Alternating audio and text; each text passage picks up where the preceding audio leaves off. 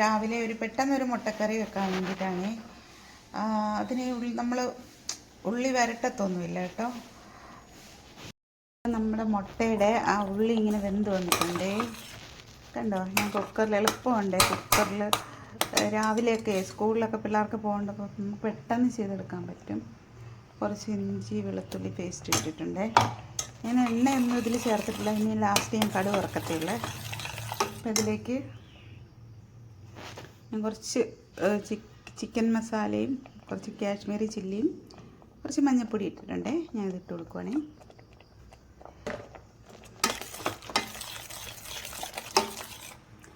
നമുക്കിത് രാവിലെയൊക്കെ പെട്ടെന്ന് ചെയ്തെടുക്കാൻ നേരമൊന്നുമില്ലാത്തവർക്ക് ഉള്ളിയൊക്കെ ഇട്ട് വരട്ടാതെ ചെയ്യാൻ പറ്റുന്ന ഒരു കറിയാണേ.